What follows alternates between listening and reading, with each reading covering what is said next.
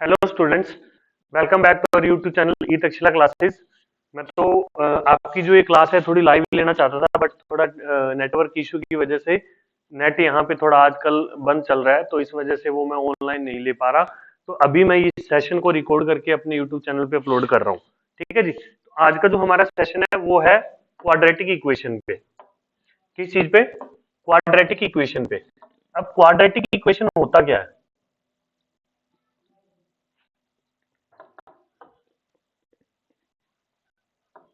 Quadratic equation पे हमारा जो ये है आज का लेक्चर है। क्वाड्रेटिक इक्वेशन पोलिनोमियल की ही टाइप होती है।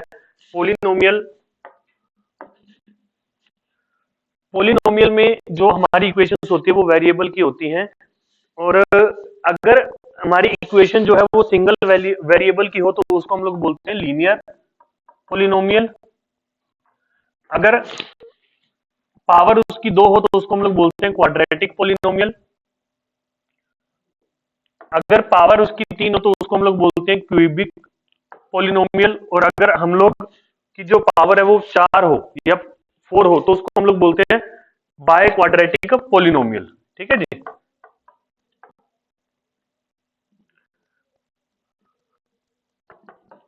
अब पावर की जो मैं बात कर रहा हूं वो पावर है क्या चीज?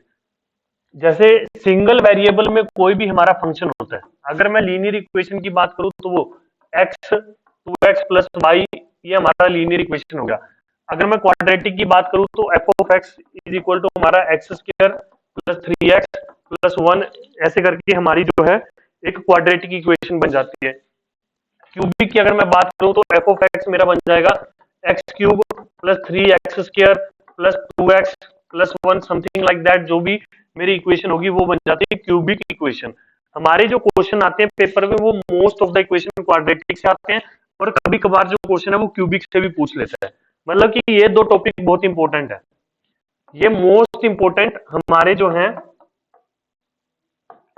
टॉपिक है। और बाय क्वाड्रेटिक में हमारी जो पावर रहती है वो पावर चार रहती है कि एक्स की पावर चार plus three x cube plus two x square plus x plus five is equal to zero या नहीं भी जीरो। अच्छा, यहाँ पे इसका मतलब ये नहीं कि अगर x की पावर टू है तो उसके साथ फिर x की पावर वन और x की पावर जीरो भी होना चाहिए। क्वाड्रेटिक का मतलब ये है कि मैक्सिमम पावर हमारी टू वो होनी ही चाहिए। ठीक है ना। क्वाड्रेटिक इक्वेशन वो होगी जिसमें पावर टू होगी और वो मैक्सिमम होगी। जो डिग्री है वो टू होनी चाहिए और वो मैक्सिमम होनी चाहिए। ठीक है जी। अब आगे देखते हैं क्वाड्रेटिक इक्वेशन में हमें जो क्वेश्चन है वो किस तरीके से पूछे जाते हैं।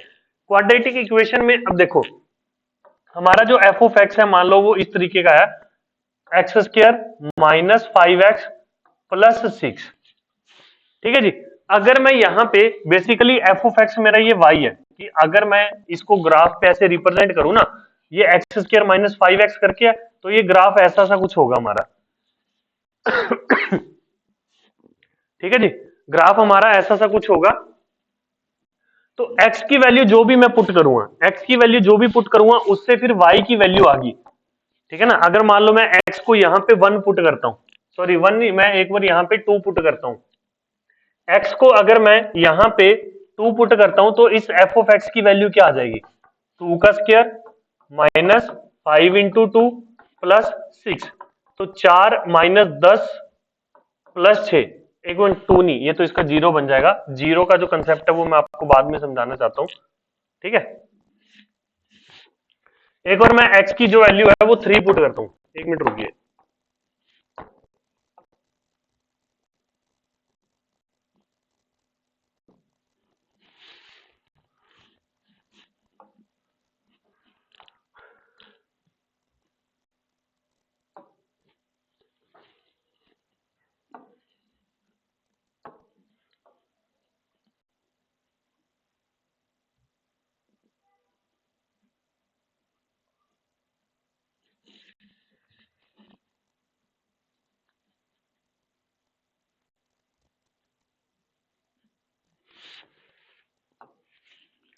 अगर मान लो इस इक्वेशन में मैं x की वैल्यू थ्री पुट करता हूं तो ये मेरा कितना बन जाएगा? एफ ऑफ एक्स कितना बन जाएगा? थ्री का square minus five into three plus six. तो ये वैल्यू मेरी बन जाएगी 9 माइनस 15 प्लस 6। ये क्या हो रहा है, यहां पे भी 0 आ रही है। रुको भाई, इक्वेशन द्वारा लिखते हैं, x square minus 5x plus 6। हाँ चलो, x की वैल्यू में अगर 1 पुट करता हूं तो ये मेरा f ऑफ x क्या बन जाएगा, 1 माइनस 5 प्लस 6। हाँ यहाँ पे ये मेरी वैल्यू आ रही है 2। तो जो 2 आई वो वैल्यू ऑफ फंक्शन होगा, ठीक है, वैल्यू ऑफ फंक्शन होगा। अगर वैल्यू ऑफ फंक्शन हमारा 0 आ जाता है, if x is equal to alpha पे, ये हमारा हो जाएगा f ऑफ अल्फा, ये मेरा 0 बन जाता है। तो अल्फा यहाँ पे क्या हो जाएगा, जीरो ऑफ द पोलिनोमियल। जैसे कि इस इक्वेशन में 2 और 3 पुट करके ही जो क्या वैल्यू मेरी 0 आ रही थी ना, इस इक्वेशन में जब मैं x की वैल्यू 2 पुट कर रहा था, 2 पुट करने पे ये मेरा क्या बन रहा है, 2 का स्क्वायर माइनस 5 इंटू 2 प्लस 6। तो कितना बन रहा है, 4 माइनस 10 प्लस 6 इक्वल टू 0। और अगर मैं यहाँ पे x की वैल्यू 3 पुट करता हूं तो वो बन रहा है 3 का स्क्वायर माइनस 5 इंटू 3 प्लस 6।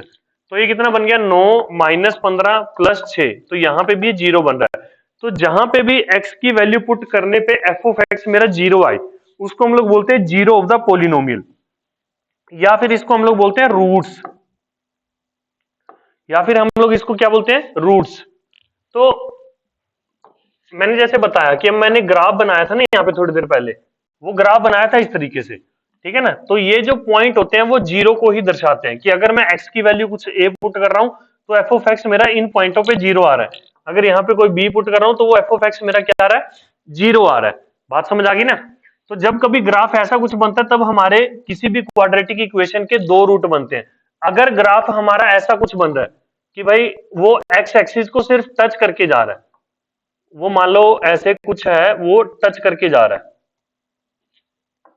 ठीक है ना, ये 1,0, तब भी यहाँ पे उसके दोनों ही रूट्स इक्वल हो जाते हैं। यहाँ पे दोनों रूट अलग अलग है ना, ए और बी। अगर वो ग्राफ इसको टच करके जा रहा है तो इसके दोनों के दोनों रूट क्या होते हैं, बराबर हो जाते हैं। जैसे कि हमारा मान लो ये है x square minus 4x plus 2, ये बेसिकली x माइनस 2 का होल स्क्वायर है ना। तो x माइनस 2 का होल स्क्वायर का ग्राफ ऐसा सा कुछ बनेगा और ये a की वैल्यू हमारी 2 आ जाएगी, मतलब कि दोनों के दोनों रूट क्या हो जाएंगे, उसके बराबर हो जाएंगे। इसके बारे में हम लोग आगे भी पढ़ेंगे कि भाई वो दोनों रूट बराबर होते हैं तो उसका कैसे पता हम लोग लगा सकते हैं, ठीक है। अब एग्जांपल के लिए सबसे पहले हम ये देखते हैं कि हाउ टू फाइंड जीरोज या फिर roots, how to find zeros, या फिर हम लोग बोल सकते हैं रूट्स, ठीक है जी, कि रूट्स को हम लोग कैसे निकालें। तो अगर मैं एक यहां पे इक्वेशन लेता हूं, x square minus 10x plus 21 is equal to 0, ठीक है। अब इसके जब हमें रूट निकालने होते हैं ना, तो जो ये x का कोफिशिएंट होता है, हमें इसको स्प्लिट करना होता है, जिसको हम लोग बोलते हैं मिडल टर्म स्प्लिट करना, ठीक है। मिडल टर्म को मैं इस तरीके से स्प्लिट करूंगा कि जब मैं मल्टीप्लाई करूंगा तो मेरे पास ये नंबर है, ठीक है ना। ये -10 तो वो बनना ही चाहिए, इसको मैं स्प्लिट कर रहा हूं, ठीक है ना। ऐसा नहीं कि भाई 21 हमारा क्या होता है 21 इंटू 21, तो मैं 10 को स्प्लिट करके 21 प्लस 1 लिख दूं, नहीं, 10 तो बनना ही चाहिए। जैसे कि अगर मैं इसको स्प्लिट करूं तो -7x और -3x लिख सकता हूं ना। स्प्लिट का मतलब यही हो गया ना कि भाई अगर मैं इसको दोबारा से वापस जोड़ दूं तो वो यही बने, है ना। तो -7x इंटू -3x, जब मैं इनका मल्टीप्लाई करूंगा तो प्रोडक्ट करके मेरे पास क्या आ रहा है, तो ये 21 आ रहा है ना।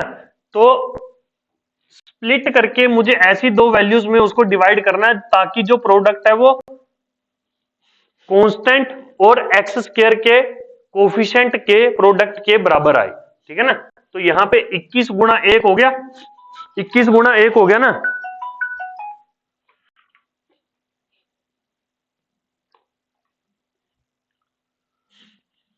यहां पे 21 गुणा 1 हो गया, तो अब ये जो मेरा स्प्लिट करके वैल्यूज आई, इनका प्रोडक्ट इनके प्रोडक्ट के बराबर है। तो इसको मैं लिखूंगा x square minus 7x minus 3x plus 21 is equal to 0। अगर मैं x को कॉमन ले लेता हूं तो ये मेरा बन गया x माइनस 7, इधर मैं -3 को कॉमन ले लेता हूं तो ये बन गया x minus 7 is equal to 0। तो यहां पे मेरे पास क्या आ जाएगा, x minus 3 into x minus 7 is equal to 0। तो x की वैल्यूज मेरे पास क्या आई, 3,7। ठीक है जी। तो ये 3 और 7 क्या हो गए, इसके जीरोस या फिर इसके रूट्स। अब इसके बाद होता है कि भाई नेचर ऑफ रूट्स। इसके बाद हमारे पास क्या आता है, नेचर ऑफ रूट। उससे पहले आती है general equation of quadratic. General equation इसकी ऐसे होती है कि a x square plus b x plus c is equal to 0। ठीक है। और दूसरी एक जनरल इक्वेशन क्या होती है, और सम सॉरी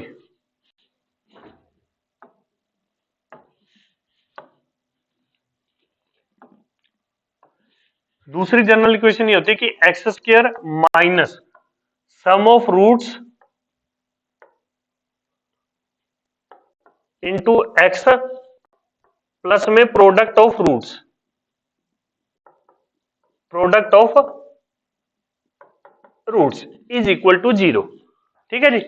अगर मैं यहां पे इन दोनों इक्वेशंस को कंपेयर करूं तो मुझे क्या चाहिए, एक्स स्क्वायर का कोफिशिएंट 1 चाहिए ना। तो कोफिशिएंट 1 करने के लिए मैं क्या करूंगा, इस इक्वेशन को ऊपर वाली को a से डिवाइड कर दूंगा।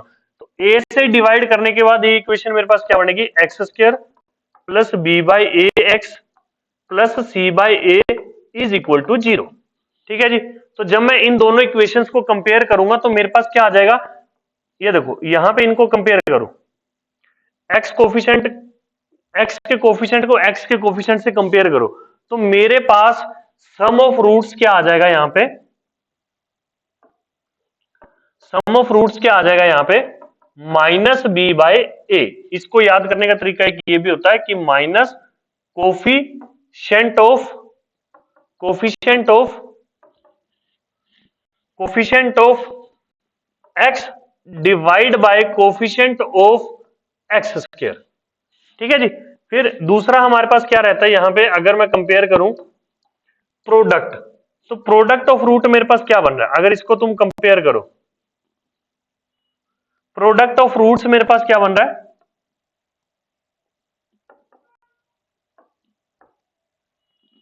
प्रोडक्ट ऑफ रूट्स मेरे पास बन रहा है c by a which will be constant term,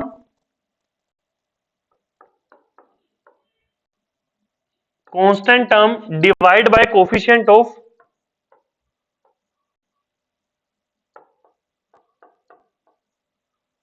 coefficient of x square. ठीक है जी। इस तरीके से भी हम इसको याद कर सकते हैं। ये बहुत ही इंपॉर्टेंट फॉर्मूले हैं, इनके बेसिस पे बहुत क्वेश्चन आते हैं, डायरेक्ट भी और थोड़े घुमा फिरा के भी। मतलब ये लगा लो दो चार चीजें ही हैं क्वाड्रेटिक इक्वेशन में जो पढ़ने की हैं, उनमें से किसी भी चीज से हमारा क्वेश्चन बन सकता है, तो इनको बिल्कुल भी इग्नोर नहीं करना। ठीक है जी। चलिए आगे देखते हैं। अब जैसे कि मान लो ये था a x square plus b x plus c is equal to 0। अब ना मैं इसको कंप्लीट करता हूं। ठीक है ना, कंप्लीट करता हूं। सबसे पहले मैंने क्या करा, इसको ए से डिवाइड करा,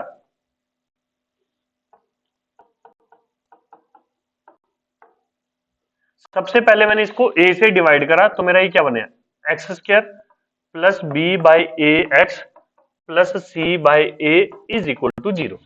अब मुझे क्या करना है, कंप्लीट द स्क्वायर करना है। कंप्लीट द स्क्वायर मतलब क्या है, अब a प्लस बी का होल स्क्वायर जो होता है, इसका फॉर्मूला क्या बनता है, a square plus 2ab plus b square.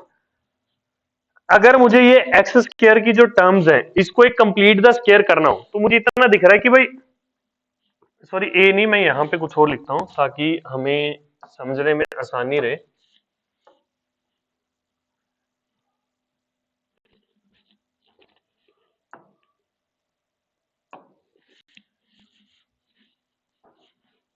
तो यहां पे जैसे मैं फॉर्मूला लिख देता हूं m प्लस n का होल स्क्वायर। ठीक है, तो ये मेरा बन जाएगा m square plus 2mn plus n square. ठीक है जी। अब अगर मैं x को, जो m को x मान लेता हूं, ठीक है ना, मैंने कंपेयर करा तो m की वैल्यू मेरी x आ गई। और अगर मैं 2mn को इससे कंपेयर करूं, अगर मैं 2 एम एन को बी बाय ए एक्स से कंपेयर करूं और मुझे पता मेरा एम की वैल्यू एक्स है, तो ये एम से ये एक्स कट गया, तो एन की वैल्यू मेरे पास क्या आ रही है, एन की वैल्यू मेरे पास क्या आ रही है, b by two a. Compare करके मुझे क्या पता चला कि मेरे एन की वैल्यू क्या है, बी बाय टू ए। तो अब मैं यहां पे एन स्केयर का सम ऐड करूंगा और एन स्केयर का ही सम क्या है, माइनस कर दूंगा, तो मेरे पास ये क्या बन जाएगा, x square plus b by a x. अब एन की वैल्यू क्या है मेरा, बी बाई टू है, तो मैं बी बाई टू ए का square b square by four a square को ऐड करूंगा, minus b square by four a square को माइनस कर दूंगा, प्लस में सी बाय ए। अब ये मैंने प्लस और माइनस इसलिए करा ताकि इक्वेशन में कुछ डिफरेंस ना आए, जो चीज मैंने ऐड करी वही चीज मैंने माइनस कर दी, तो नेट इफेक्ट तो जीरो हुआ ना। इक्वेशन में मैंने अपनी तरफ से कुछ भी ऐसा नहीं करा जिससे इक्वेशन चेंज हो, ठीक है ना, जो मैंने ऐड करा वही मैंने सब्ट्रैक्ट कर दिया। तो अकॉर्डिंग टू मी मैंने इसमें कुछ भी चेंज नहीं करा, बट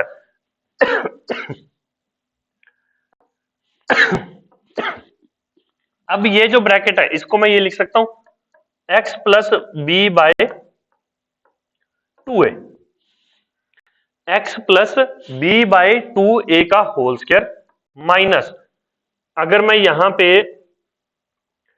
एलसीएम ले लूं तो ये बन जाएगा मेरा ब्रैकेट में फोर ए स्क्वायर और बी स्क्वायर प्लस में four a c is equal to zero, ठीक है जी, इज इक्वल टू जीरो। अब x plus b by two a का होल स्क्वायर, इसको मैं इसके इक्वल पुट करूंगा b square plus four a c divide by a square, ठीक है जी। मैंने क्या करा, x plus b by two a का whole square is equal to किसके इक्वल पुट कर दिया, b square plus four a c divide by two a, sorry four ए,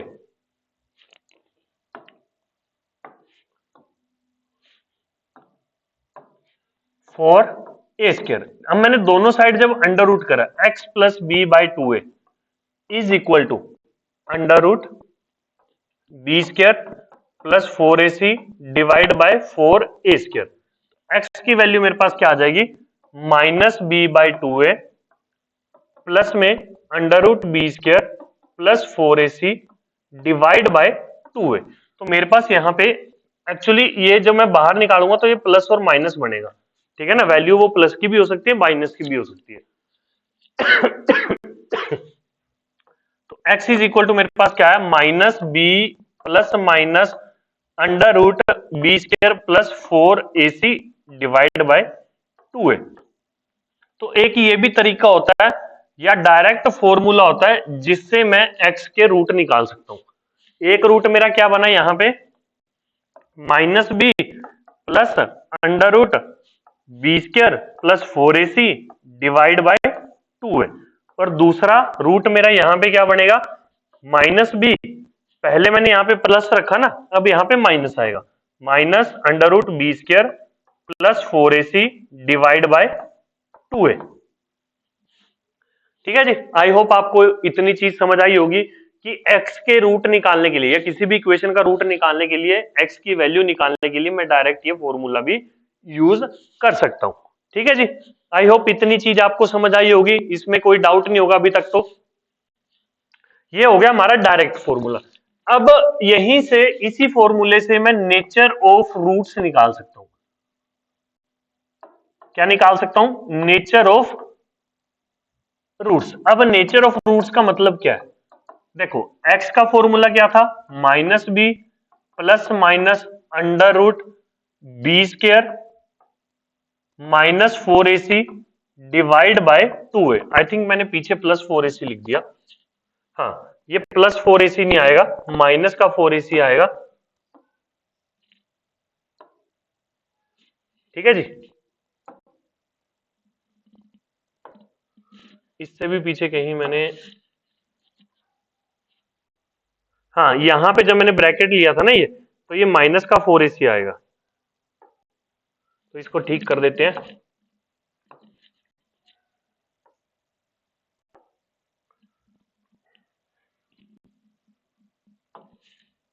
इधर भी माइनस माइनस माइनस माइनस और ये भी माइनस। ठीक है, यहां पे भी माइनस कर लेना भाई, ये भी माइनस है और ये भी माइनस है। ठीक है जी, चलिए आगे देखते हैं। अब एक चीज समझना, जो ये चीज होती है ना, इसको हम लोग बोलते हैं डिस्क्रिमिनेंट। जो ये होता है ना हमारा अंदर की वैल्यू है जो d is equal to b square minus 4ac, इसको हम लोग बोलते हैं डिस्क्रिमिनेंट। क्या बोलते हैं? डिस्क्रिमिनेंट। d को क्या बोलते हैं हम लोग? डिस्क्रिमिनेंट। तो डिस्क्रिमिनेंट की वैल्यू पे डिपेंड करता है कि भाई जो हमारा x की वैल्यू है या नेचर ऑफ रूट है वो क्या होगा। अब एक चीज समझना, अगर d मेरा लेस देन 0 है, बी स्क्र माइनस 4ac की वैल्यू लेस देन 0 आती है, मतलब कि नेगेटिव आती है, तो ये d मेरा यहाँ पे अंडर रूट है ना, d मेरा अंडर रूट है। अंडर रूट में अगर कोई भी वैल्यू माइनस की हो तो वो हमारा रूट कैसा होता है? इमेजिनरी। वो रूट हमारा कैसा होता है? इमेजिनरी। तो यहां पे इमेजिनरी रूट्स आएंगे हमारे पास।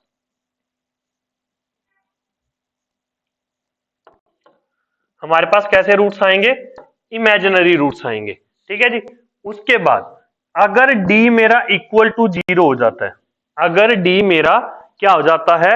इक्वल टू 0, तो जो मेरे रूट्स आएंगे वो रैशनल नंबर होंगे और इक्वल होंगे।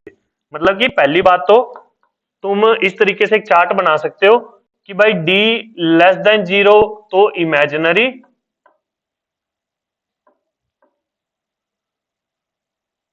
Imaginary and conjugate. यहां पे कॉन्जुगेट भी लिख लेना, कॉन्जुगेट। ठीक है। और अगर मेरा जो d है,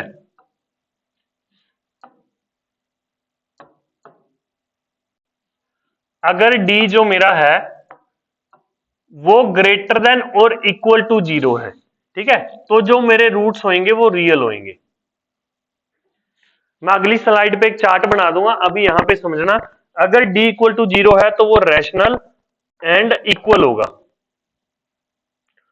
अगर d मेरा ग्रेटर देन 0 है तो रूट मेरे रियल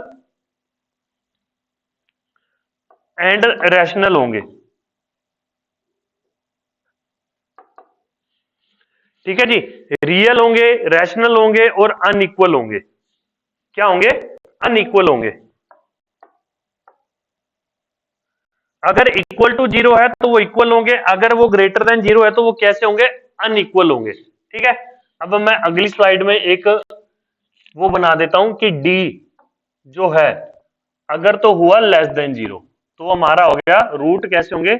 इमेजिनरी और कॉन्जुगेट। कॉन्जुगेट का मतलब क्या होता है? कॉन्जुगेट का मतलब ये होता है कि अगर मान लो मेरा एक रूट 2 प्लस 3 आयोटा है तो डेफिनेटली दूसरा रूट 2 माइनस 3 आयोटा हो जाएगा। मतलब कि अगर एक जगह आयोटा आ रहा है तो दूसरी जगह माइनस का आयोटा आएगा। सिर्फ आयोटा का साइन चेंज करने से ही वो कॉन्जुगेट हो जाता है। ठीक है ना। और अगर मेरा डी जो है ग्रेटर देन और इक्वल टू 0 है तो मेरे रूट्स जो है वो रियल होंगे। ठीक है ना, रूट्स मेरे कैसे होंगे? रियल होंगे। अब इसमें भी आगे मैं इसको डिफरेंशिएट करूंगा। अगर तो जो d है, अगर तो d मेरा हुआ इक्वल टू 0 तो हमारे रूट कैसे हो जाएंगे? रियल तो होंगे ही, rational and equal, and equal. उसके बाद अगर d मेरा ग्रेटर देन 0 है, ठीक है, ग्रेटर देन 0 है, इसमें भी अब दो पार्ट बनेंगे। इसमें भी अब क्या होंगे? दो पार्ट बनेंगे कि अगर d ग्रेटर देन 0 है बट परफेक्ट नंबर है या परफेक्ट स्क्वायर है। ठीक है ना। परफेक्ट स्क्वायर का मतलब क्या हुआ कि भाई जैसे d मेरा क्या था? Under root b square minus 4ac। अगर वो परफेक्ट स्क्वायर हुआ तो वो रूट से कट के बाहर जो वैल्यू है मेरे पास वो एक रैशनल नंबर तो आएगी, चलो एक रियल नंबर आ जाएगा ना, रैशनल नंबर भी आएगा। ठीक है ना, वो मेरे पास एक रैशनल नंबर आ जाएगा। बात समझ आई? अगर मान लो बी स्क्र माइनस 4ac की वैल्यू जो मेरी 4 आती है, तो डी की वैल्यू क्या होगी? 2 होगी ना। एक परफेक्ट स्क्वायर अंदर, अगर मान लो इसकी वैल्यू 16 आती है, तो एक परफेक्ट स्क्वायर है, बाहर मेरे पास क्या आ जाएगा? 4 आ जाएगा। तो यहां से डायरेक्ट मुझे पता चलेगा कि जो मेरा नंबर है वो एक रैशनल होगा। वो एक क्या होगा? रैशनल होगा। आई होप आपको ये चीज समझ आ रही होगी। रियल नंबर और रैशनल होगा वो, अगर डी जो मेरा है वो परफेक्ट स्क्वायर नहीं है, not perfect square, not perfect square. कहने का मतलब कि डी की वैल्यू मेरी सपोज करो ऐसा कुछ है, डी इज इक्वल टू √5, तो ये मेरा इरेशनल है। या d is equal to √7, under root के अंदर जितने भी नंबर आते हैं वो सब इरेशनल होते हैं अनटिल अनलेस वो एक परफेक्ट स्क्वायर ना हो। ठीक है, अगर परफेक्ट स्क्वायर है तो वो रैशनल नंबर नहीं है, अगर वो परफेक्ट स्क्वायर नहीं है तो वो इरेशनल नंबर है। अगर परफेक्ट स्क्वायर है तो रैशनल, अगर परफेक्ट स्क्वायर नहीं है तो वो इरेशनल। इरेशनल का मतलब कि मैं इसको p बाई क्यू की फॉर्म में नहीं लिख सकता। ठीक है, तो ये मेरा क्या हो जाएगा? d ग्रेटर देन 0 तो होगा ही, बट वो नॉट परफेक्ट है, तो मेरे जो रूट है वो कैसे आ जाएंगे? इरेशनल। आई होप आपको इतनी चीज समझ आई होगी। ठीक है ना। मैंने नेचर ऑफ रूट के बारे में पढ़ लिया, मैंने सम ऑफ रूट के बारे में पढ़ लिया, मैंने प्रोडक्ट ऑफ रूट के बारे में पढ़ लिया, मैंने रूट निकालना सीख लिया। आई थिंक मैंने काफी चीजें पढ़ ली जिससे कि मैं पेपर में एटलीस्ट क्वेश्चन तो सोल्व कर सकता हूं। ठीक है ना, एटलीस्ट क्वेश्चन सोल्व कर सकता हूं। तो चलिए एक क्यूबिक इक्वेशन के बारे में थोड़ा और बता देता हूं मैं। क्यूबिक इक्वेशन हमारी कैसी रहती है? ax³ plus bx² plus cx plus d is equal to अगर 0 है। ठीक है ना। इससे पहले देखो क्वाड्रेटिक इक्वेशन क्या थी? ax² plus bx plus c is equal to 0। तो यहां से मैंने सम ऑफ रूट निकाला था। Sum of root, sum of root मतलब मान लो इसके जो रूट है, let alpha and beta are roots of this equation, roots of this equation. तो सम ऑफ रूट का मतलब क्या हो गया? सम ऑफ रूट्स का मतलब क्या हो गया? अल्फा प्लस बीटा, ये मेरे क्या बनेंगे? Minus b by a. Product of roots मेरा क्या हो जाएगा? प्रोडक्ट ऑफ रूट ये मेरा आ जाएगा c by a. Sum of root और product of root, product of root मेरा होता है अल्फा इंटू बीटा। ठीक है ना। अब यहां से मैं डिफरेंस इन रूट भी निकाल सकता हूं। ठीक है, कि अल्फा माइनस बीटा मेरा क्या होगा? Under root alpha plus beta का स्क्वायर माइनस 4 अल्फा बीटा। तो यहां से मेरे पास डिफरेंस इन रूट भी आ सकता है। ये मेरा क्या हो जाएगा? Difference in root.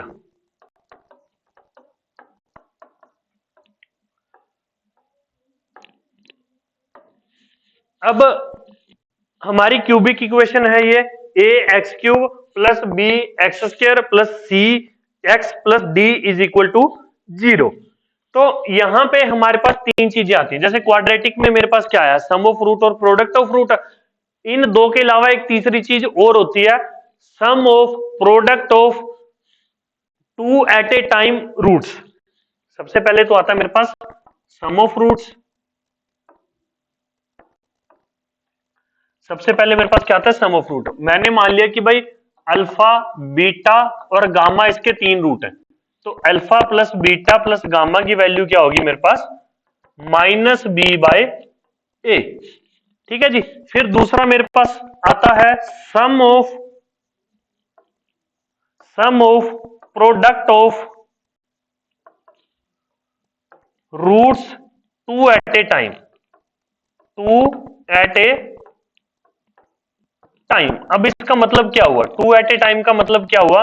कि जैसे तीन में से मैं दो को एक बारी में रखता हूं, alpha plus beta, alpha beta gamma में से alpha beta plus beta gamma plus alpha gamma, तो इसकी जो वैल्यू होगी वो मेरे पास होगी सी बाय ए। इसकी जो वैल्यू है वो क्या होगी? सी बाय ए। फिर तीसरी चीज हमारे पास आती है प्रोडक्ट ऑफ रूट्स। इसमें तीसरी चीज क्या आती है? प्रोडक्ट्स ऑफ रूट्स, प्रोडक्ट्स नहीं, product of roots alpha beta gamma, इसकी वैल्यू क्या हो जाएगी -d/a।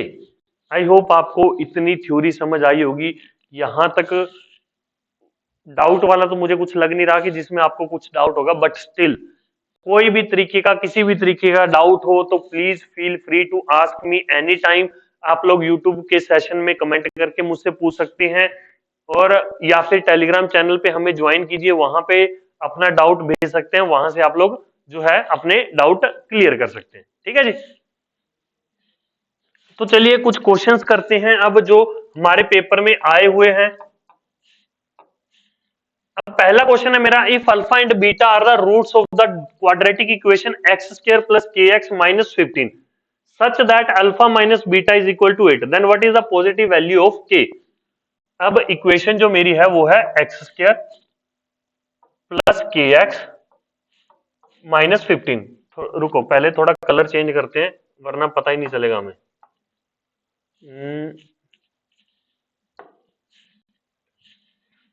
इक्वेशन हमें क्या दी हुई है, x square plus k x minus 15 is equal to 0। ठीक है जी।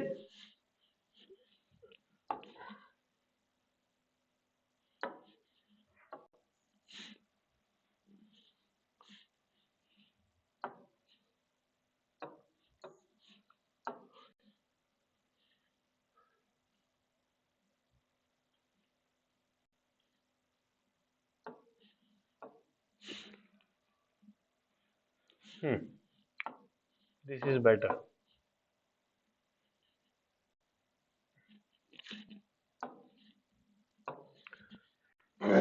इक्वेशन है हमारी x square plus k x minus 15 is equal to 0।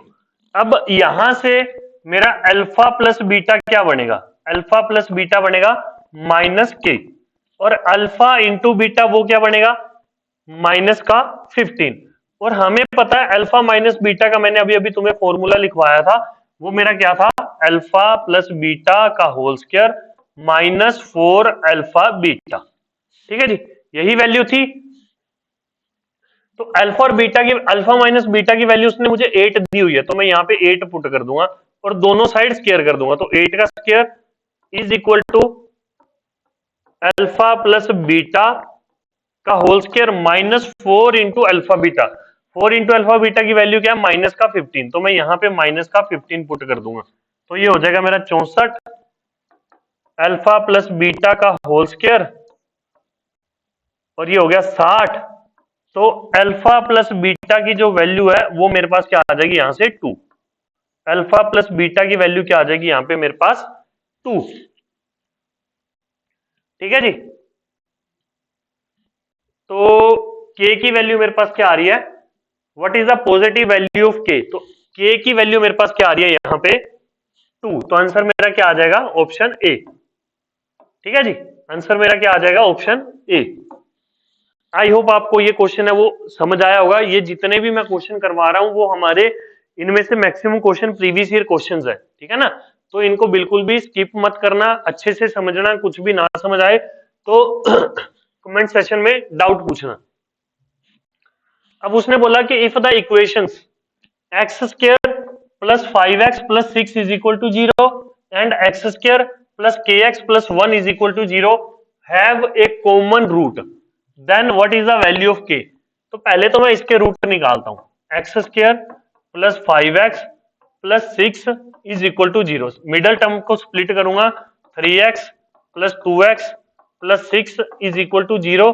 तो यहां से x के जो दो रूट है वो एक -3 और एक -2 आ रहा है, इसको सोल्व करके क्या आ रहा है -3 या -2। अब उसने बोला कि भाई एक कॉमन रूट है, तो इसका मतलब क्या हुआ, या तो इस इक्वेशन का, जो हमारी ये इक्वेशन है x square plus k x minus plus 1 is equal to 0, ये जो हमारी इक्वेशन है या तो इसका एक रूट -3 है या फिर एक रूट -2 है।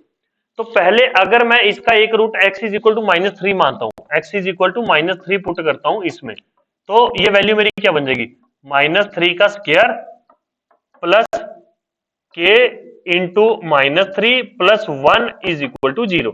तो कितना हो गया 9 और एक 10।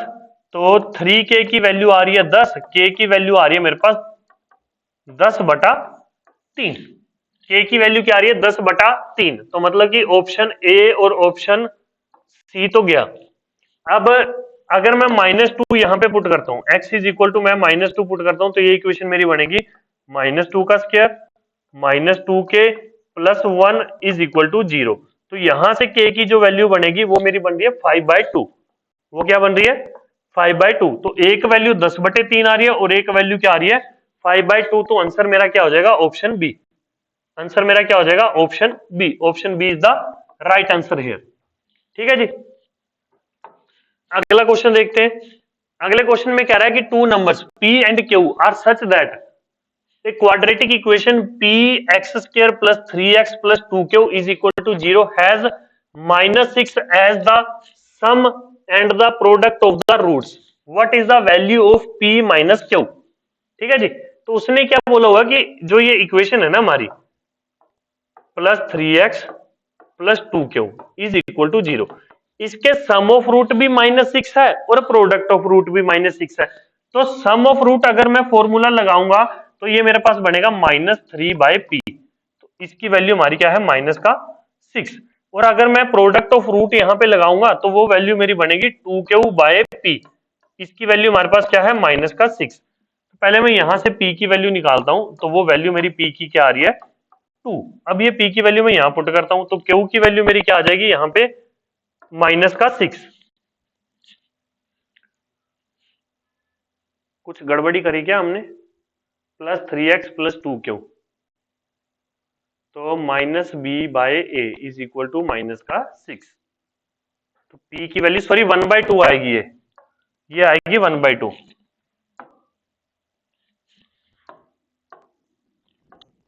इसको भी दोबारा करना पड़ेगा फिर। p की वैल्यू मेरे पास आ रही है 1/2। अब मैं 1/2 यहां पे पुट करूंगा तो ये हो जाएगा q is equal to -3/2। Q की वैल्यू क्या आ गई -3/2, पी की वैल्यू क्या आई 1/2। तो मैं यहां पे पुट कर देता हूं, तो ये मेरा क्या बन जाएगा 1/2 माइनस ऑफ 3/2। तो ये बन गया मेरा 1/2 plus 3/2 which will become 4/2 and it will become 2। तो आंसर मेरा क्या आ जाएगा सी ऑप्शन। ठीक है जी।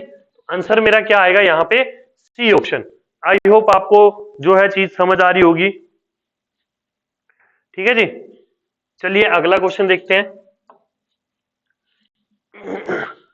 If b minus 6 is one of the quadratic equation, one of the quadratic equation, one of the root आएगा, I think one of the root of the quadratic equation where b is an integer, then what is the value maximum value of b square?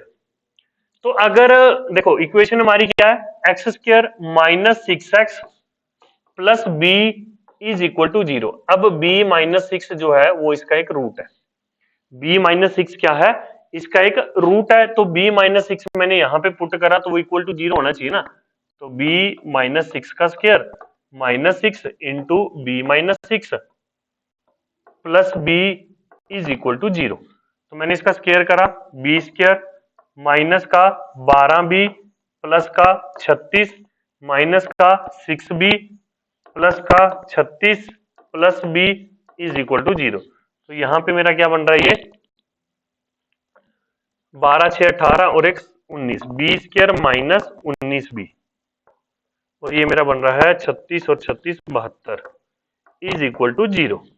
ठीक है जी। तो यहां पे देखो 9 8 72 72 को मैं इस तरीके से डिवाइड करूंगा जिससे कि मेरा जो है b का रूट पता चल जाए मुझे, है ना।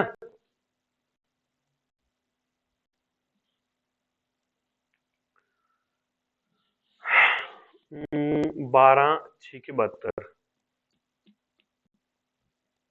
नहीं 12 6 के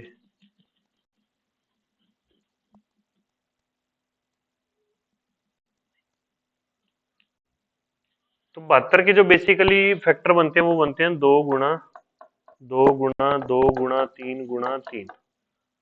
तो 3 चौके 12, 6, 8 और 9, नहीं 8 9 17।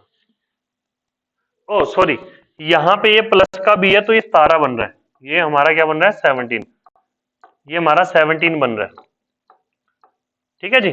तो यहाँ पे b के रूट क्या बन जाएगा, B square minus 9b minus 8b plus 72 is equal to 0। तो जो b की वैल्यू है वो मेरे पास क्या आ जाएगी 8 और 9। b की वैल्यू क्या आ जाएगी 8 और 9। अब उसने पूछा कि भाई maximum value of b square, तो maximum value of b square हमारा क्या बन जाएगा 81। ठीक है जी। तो maximum value of b square हमारा क्या बन जाएगा 81। चलिए अगला क्वेश्चन देखते हैं। The equation x square plus px plus q is equal to 0 has the roots equal to p and q where q is not equal to 0. What are the values of p and q respectively? ठीक है जी। हमारी जो equation है x square plus px plus q is equal to 0। अब इसके जो root हैं वो भी क्या है p और q ही है। एक चीज ये याद रखना, अगर यहाँ पे ये P आ रहा है और यहाँ पे ये Q आ रहा है तो तुम्हें शायद एक और कंफ्यूजन हो कि भाई P और Q तो ये है, वो रूट कैसे हो सकते हैं, वो रूट भी हो सकते हैं।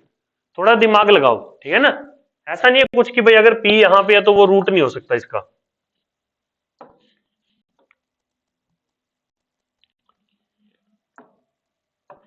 तो इसको जब उसने बोला कि P और Q इसका रूट है तो मतलब कि P प्लस Q, ये मेरे इसके सम ऑफ रूट क्या बन जाएगा माइनस का P, और P इंटू Q ये मेरा क्या बन जाएगा इज इक्वल टू Q। तो यहां से Q की वैल्यू मेरी क्या आ रही है, और सॉरी P की वैल्यू 1 आ रही है, ये 1 मैं यहां पुट कर दूंगा तो Q की वैल्यू मेरी क्या आ जाएगी, ये Q मेरा माइनस का 2P हो जाएगा ना, तो ये हो जाएगा minus 2 into 1 is equal to minus का 2। तो P की वैल्यू मेरी 1 आ रही है, Q की वैल्यू मेरी क्या आ रही है माइनस का 2। तो आंसर मेरा क्या हो जाएगा 1 comma minus 2 which will become A option. ठीक है जी। तो अभी आज का जो सेशन है वो हमारा यहीं पे कंप्लीट होता है। कल मैं कोशिश करूंगा अगर हमारा जो टेक्निकल इशू है वो सही हो जाए तो मैं इस क्लास को लाइव लूंगा शाम को 6 बजे। मैंने आज तो 5 ही क्वेश्चन हुए हैं और इस पीडीएफ में 45 क्वेश्चन है, तो मैं कल वो 45 के 45 क्वेश्चन कंप्लीट करवाऊंगा। ठीक है ना। तो मैं चाहता हूं कि आप लोग मेरे साथ जुड़िए। अगर आपको ये चीज समझ आ रही है तो कमेंट करके भी जरूर बताएं, इसको जितना हो सके शेयर करवाएं। ठीक है ना। तो चलिए फिर मिलते हैं कल, तब तक के लिए जय हिंद।